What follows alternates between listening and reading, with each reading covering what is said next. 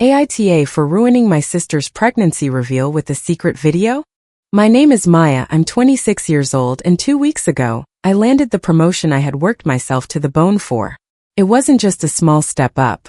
At the marketing agency where I work, North Point Strategy, you have to claw your way up for everything. Nothing is handed to you.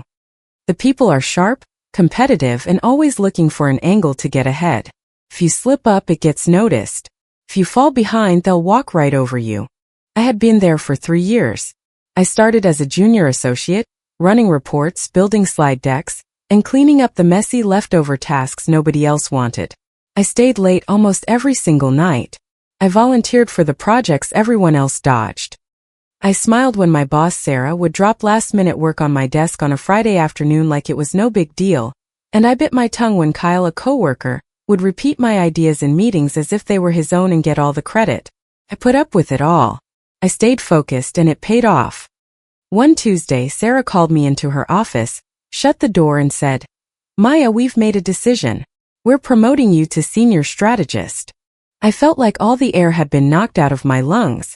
I gripped the arm of the chair to keep myself from leaping up. It wasn't just the title. It was a 40% raise, more responsibility, better benefits, and most importantly, respect. Suddenly, the people who saw me as the go-to person to fix problems were starting to see me as someone with actual influence. The most incredible part was that it wasn't a pity promotion. I had beaten out some seriously qualified people. I won against colleagues with more seniority, better connections, and shinier resumes. But this time the results were undeniable. They gave it to me. To me, Maya, the girl who grew up in a cramped apartment in Queens, who worked multiple jobs to get through college, the one who always had to prove herself twice as much just to be taken seriously. I walked out of that office feeling weightless, like I had finally achieved something huge, something that was all mine, something I had truly earned. And that's where my family came in, because with them, it's never just a simple celebration. My parents live in the same house on Long Island where we grew up. From my apartment in Astoria, it's about a half-hour drive without traffic. During rush hour, it's a nightmare. My older sister is named Ashley. She's 28, 2 years older than me, and for as long as I can remember, she's been the favorite, the perfect one, the one everyone coddles and protects. Last year she married Kevin, and my parents acted like Ashley had won a Nobel Prize just by walking down the aisle. So, when I got the promotion, I decided that this time I was going to celebrate it right. Not with a casual, "I'll buy you a coffee later." Not with a quick dinner. I wanted a night that felt significant. I booked a private room at a beautiful Italian restaurant in Soho. Not the kind of place you go to on a whim, but the kind where you look at the wine list and take a deep breath before you order. I reserved a space for about 20 people with a minimum spend requirement for food and drinks. I figured the total bill would be somewhere between $2,000 and $2,500, depending on what everyone ordered. I was fine with it because I wanted us all to be together, for my toast to be heard, for this one accomplishment not to get glossed over. I invited the people who truly mattered to me. My parents, Ashley and Kevin, my grandma Rose, my aunts and uncles, a few cousins, and my closest friends Jenna, Amanda, and Clara. They were the ones who listened to my late-night rants, the ones who told me, "You've got this, you're almost there," when I felt like giving up. I also invited a couple of people from work, including Kyle. And yes, I felt a small thrill of satisfaction when he got the invitation and made a face that said, "Oh, so she's for real," as if he was finally seeing me. I bought a black dress that cost me a little over $200. I went to a salon to get my hair and makeup professionally done, which cost another couple hundred. I even had simple, elegant invitations printed with gold lettering to make it feel formal. I wanted my family to finally see that their younger daughter had actually built something for herself. 3 days before the party, I was at home finalizing the details, confirming with the restaurant, double-checking the dessert order and the timing for the toast. My phone rang and it was Jenna. I answered, thinking she was going to ask about what to wear or how to get to the restaurant. "Maya," she said, and the tone of her voice made my stomach clench. "I have to tell you something, and I don't know how to say it." I waited silent. "I was at a coffee shop in the West Village today," she continued. "That one on the corner with the blue awning. And I saw Ashley." "Okay," I said, not getting it. She wasn't alone. A cold feeling prickled the back of my neck. What do you mean? Jenna took a deep breath. She was with a guy, and it wasn't Kevin. My mind immediately started searching for a logical explanation. A work meeting, a friend from out of town, anything. Jenna cut me off before I could even voice it. Maya, no. They were kissing. My hands felt weak. Are you sure? 100% sure. And I recognized him. It was Dylan, her ex-boyfriend. Dylan. The name felt like a punch to the gut. Ashley had dated him for 2 years, and they had a terrible breakup 3 years ago. She had told us all he was a liar, that he had been unfaithful, that she never wanted to see his face again. And it was right after that when she started dating Kevin. Jenna kept talking. I took a short video. I didn't want to get involved, but I felt like you had to know. I'm texting it to you now. My phone buzzed. I opened the video with a lump forming in my throat. There was Ashley sitting at a small table. You could see her blonde highlights, the same one she's had for months. And across from her was Dylan, with that same scruffy beard I remembered from old photos. They were talking, looking completely comfortable. And then he leaned across the table and kissed her. It wasn't a quick peck on the lips. It was a real kiss, the kind that doesn't happen by accident. I felt sick to my stomach. Ashley had been married for 1 year and 2 months. They had a huge wedding at a catering hall on Long Island with a band, the whole 9 yards. My parents had bent over backwards for that wedding, and here she was with her ex as if none of it mattered. I hung up with Jenna and just sat on my sofa, staring at the blank screen. A part of me wanted to call Ashley and scream at her.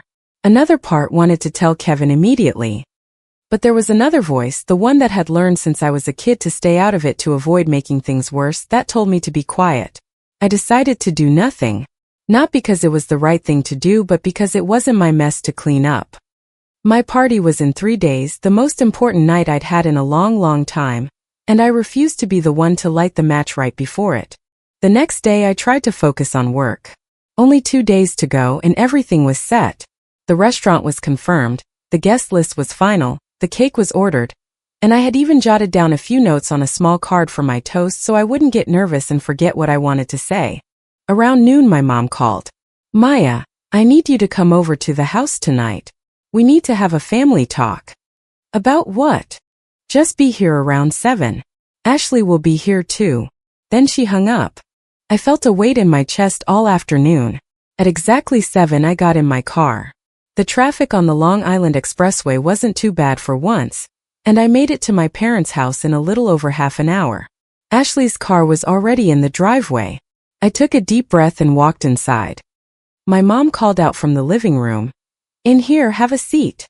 My dad was in his usual recliner, and my mom was sitting perfectly straight on the couch, as if this were a corporate board meeting.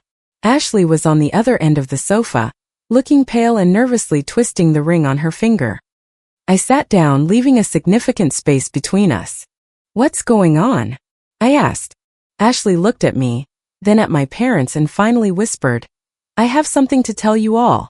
I thought, here it comes, she's going to confess about Dylan. But she didn't. I'm pregnant, she said in a rush.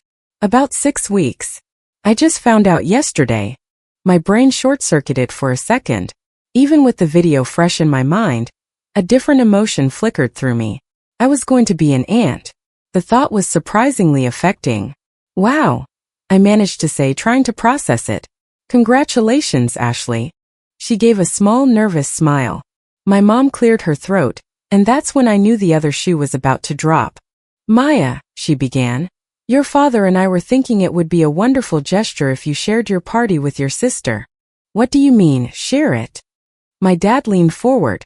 Well, you have everything paid for, all the arrangements are made. It would be the perfect opportunity to celebrate your promotion and Ashley's pregnancy at the same time. Ashley jumped in quickly, as if she'd rehearsed it. And it would save me the trouble of planning another get-together. Honestly, with the baby coming, I really don't want to spend the money right now.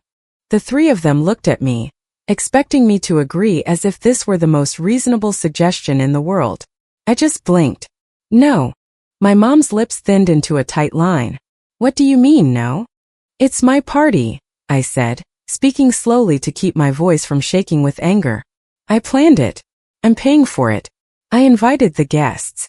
It's for my promotion. My mom gave me that look, the one I knew so well, the here we go with the drama look. Maya, don't be so selfish.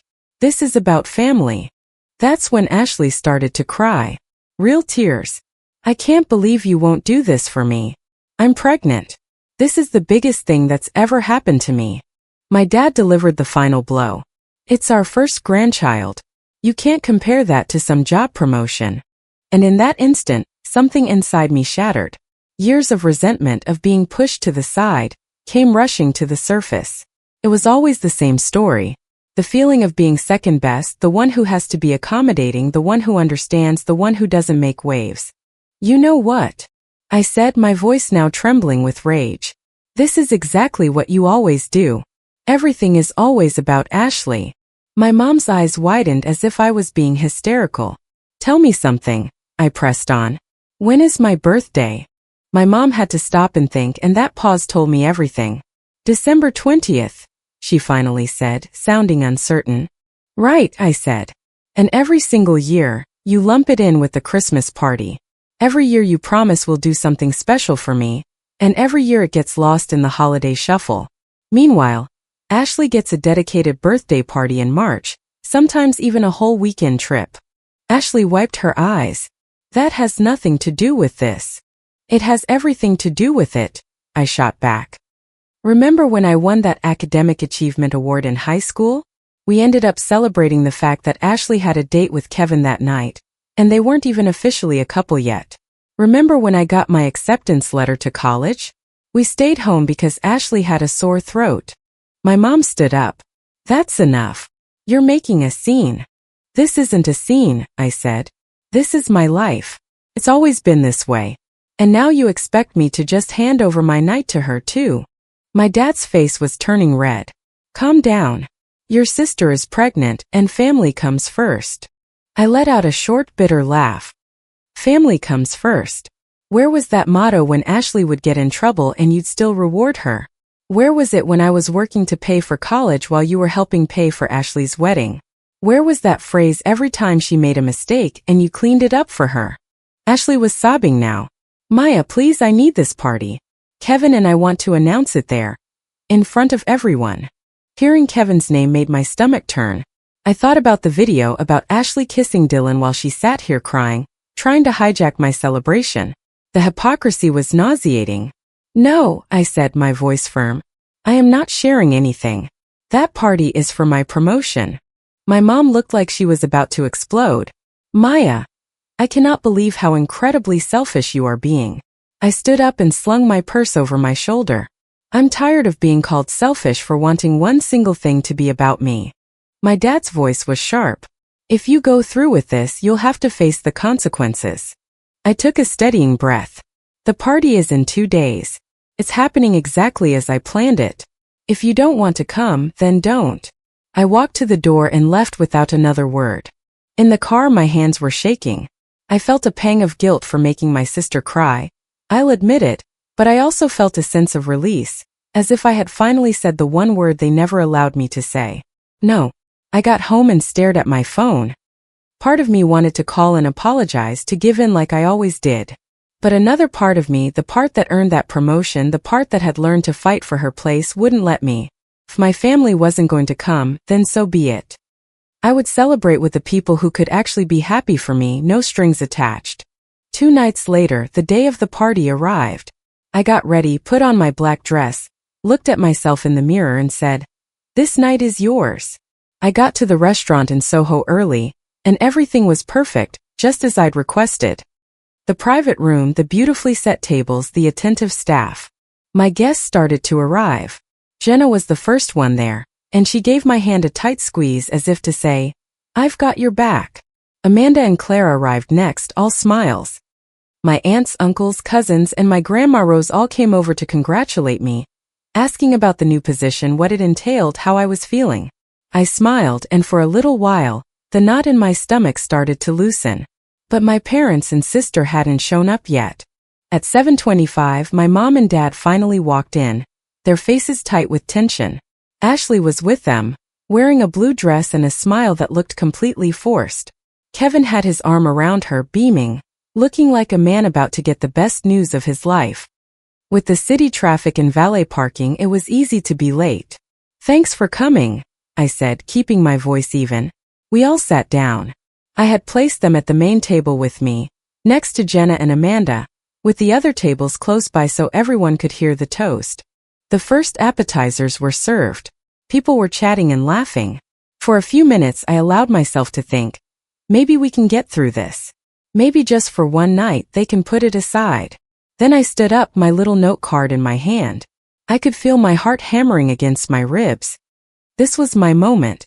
"Thank you all so much for being here," I began.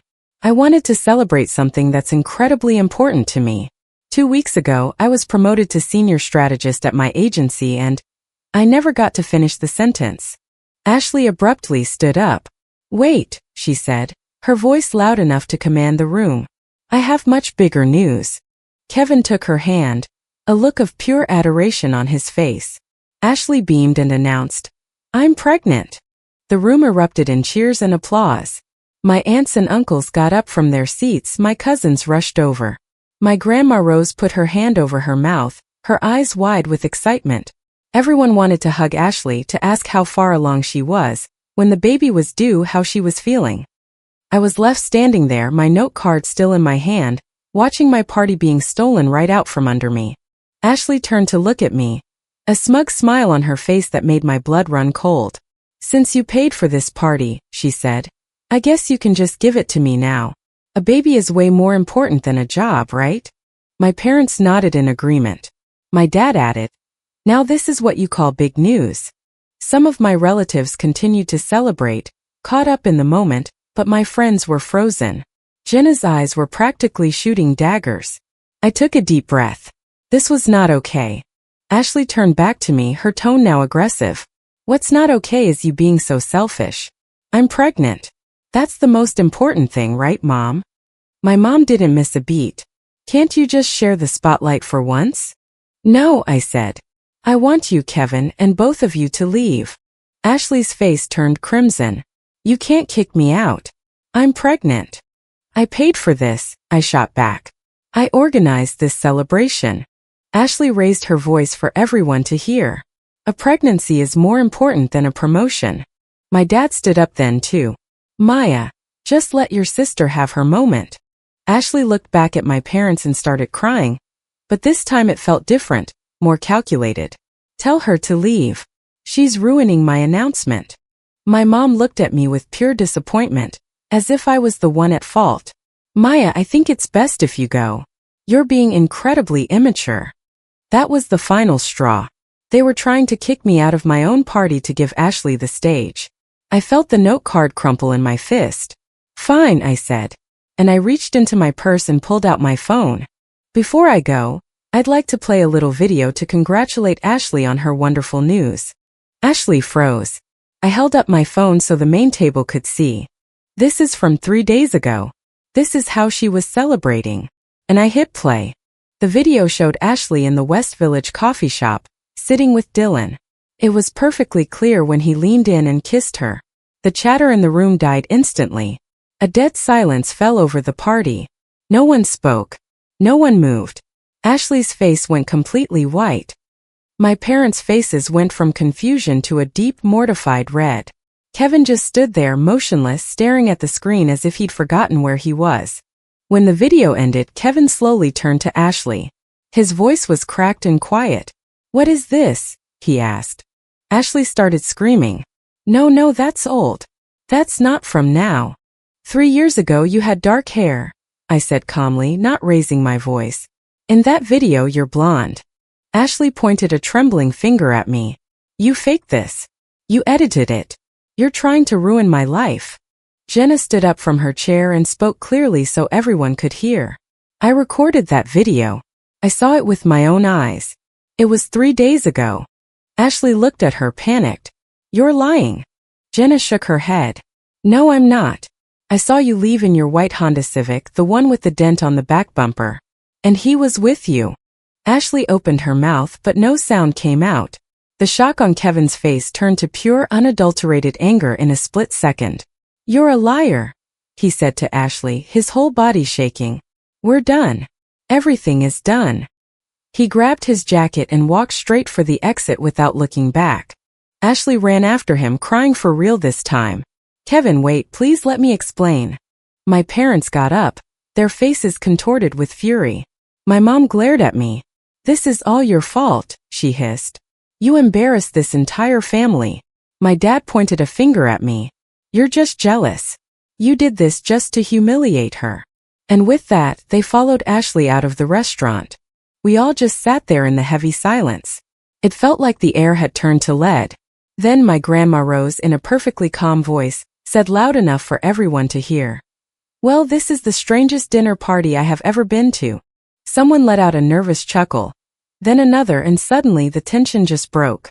I stood there for a moment, unsure of what to do.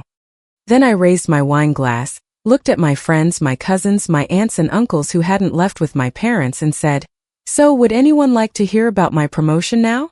There were laughs, a round of applause, and someone yelled, Go Maya! Jenna raised her glass high. To Maya, the new senior strategist. To Maya, everyone echoed. And the party continued.